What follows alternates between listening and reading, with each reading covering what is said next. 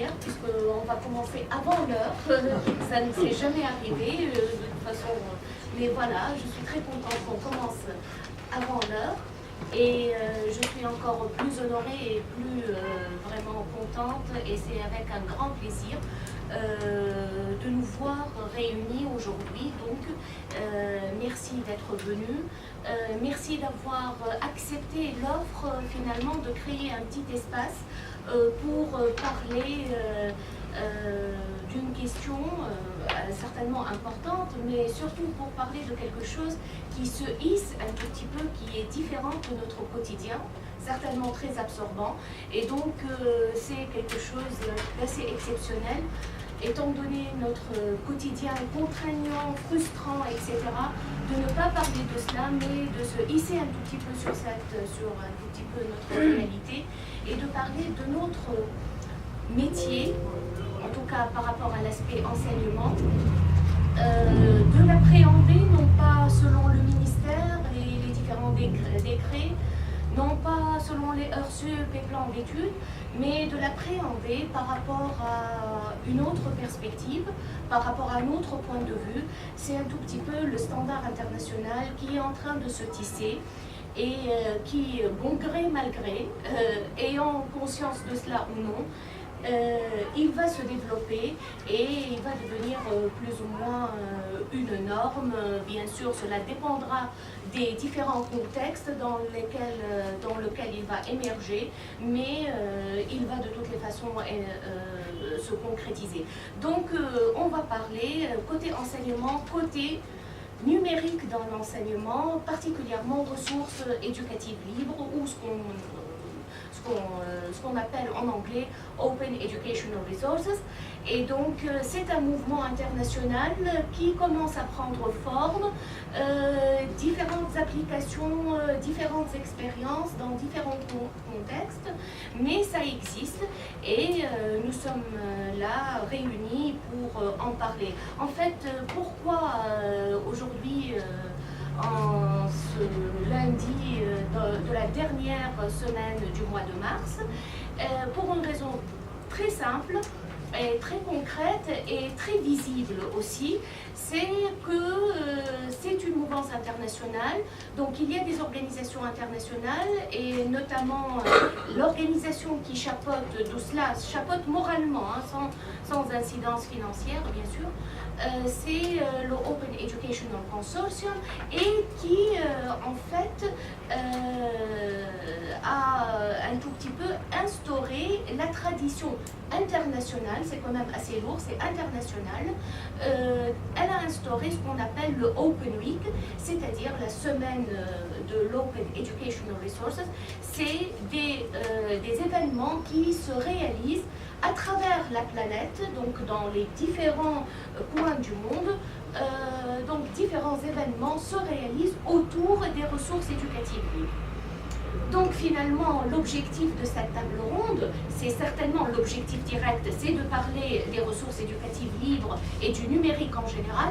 Ça, c'est l'objectif direct, mais l'objectif indirect, l'objectif ultime finalement, c'est finalement de marquer un point sur la carte internationale. Ce point reflète la Tunisie dans les différents pays du monde. C'est pour signaler ce point, illuminer la partie de la Tunisie, pour dire que nous travaillons, nous savons faire autre chose que du terrorisme et que des problèmes. Nous savons au moins organiser des événements, nous essayons au moins émettre le signal pour dire que nous essayons, nous sommes conscients de ce qui se passe par rapport à notre métier, et nous essayons au moins d'approcher les standards internationaux.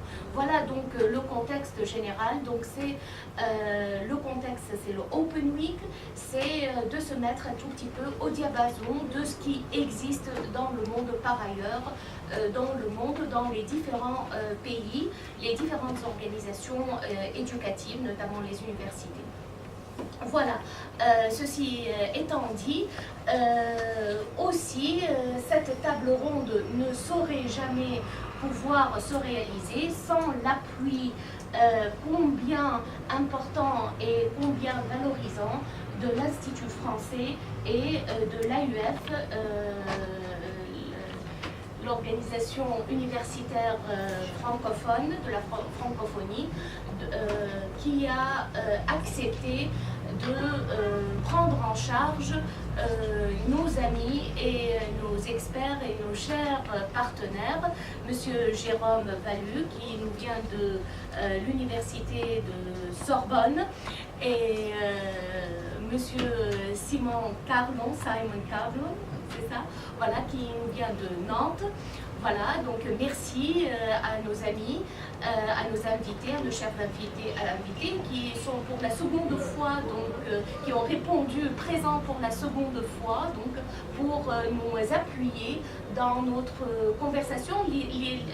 C'est que nous essayons de mettre en œuvre un dialogue rationnel et expert, intelligent par rapport à ces questions de ressources éducatives libres. Donc encore une fois, merci Jérôme, merci Simon d'avoir accepté de venir, d'avoir aussi accepté de réserver un laps de temps donc, pour faire Tunis-France en un temps record finalement. Vous êtes là, rien que pour cette table ronde, donc un jour.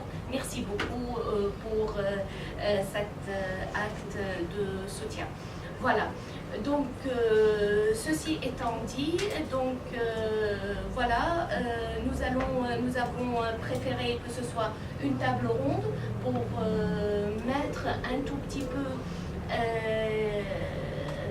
la possibilité, pour donner la possibilité à tous et à chacun de participer.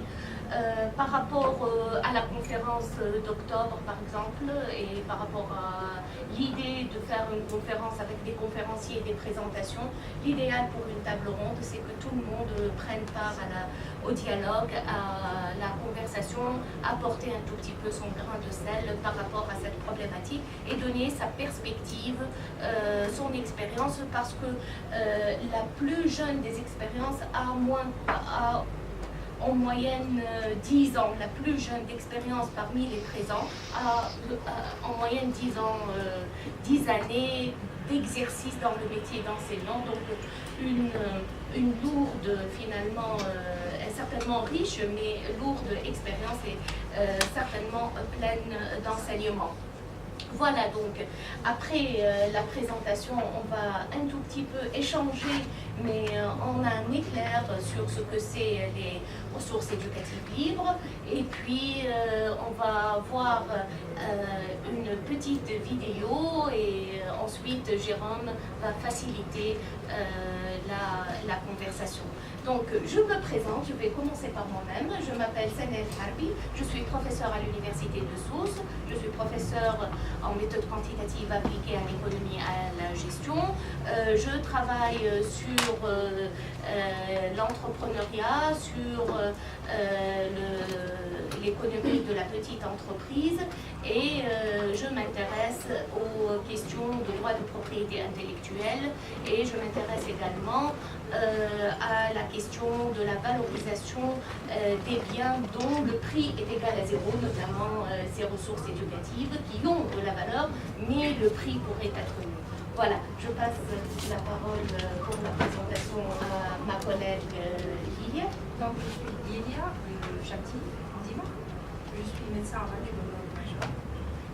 Donc, effectivement, je participe à tout ce qui est formation médicale, continue, des résidents, des internes, mais aussi des experts. Sur tous les formes, d'examens pratiques, dans toutes les sous-spécificités de radiologie. Et mon rêve, c'est que le projet de la télémédecine soit effectivement réel et praticable chez nous. Et si je voudrais créer par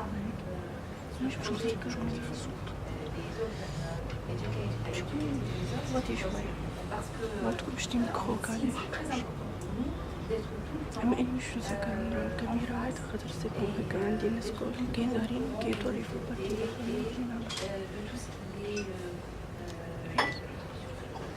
high-tech et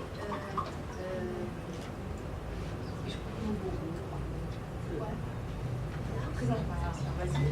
Merci. Je me présente. Je m'appelle Inès Silvan, maître assistante à l'Institut supérieur de finance et de fiscalité. Je suis spécialisée en méthode financière et comptable. Je m'intéresse aussi à tout ce qui est ressources éducatives, principalement au niveau de l'enseignement, parce que je pense que dans le futur, ça sera, et même actuellement, donc ça devra être la pratique, c'est une pratique courante, parce que la science ne peut évoluer qu'avec le partage. Donc ça s'inscrit principalement dans ce contexte. Voilà, et je vais passer la parole à ma collègue Sonia. Merci. Alors, bonjour, je me présente, je m'appelle Sonia Marny, je suis maître assistante en finance à l'Institut supérieur de finance et de fiscalité à Sousse.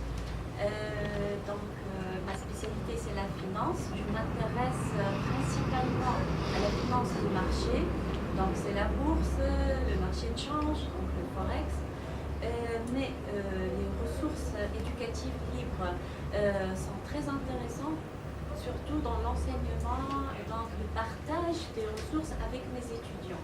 Donc, sont très intéressantes dans ce sens-là, dans les méthodes d'enseignement. Je vous remercie. Donc, je passe la parole à ma collègue Insa. Bonjour tout le monde, alors je me présente, je suis Insa Bekioui.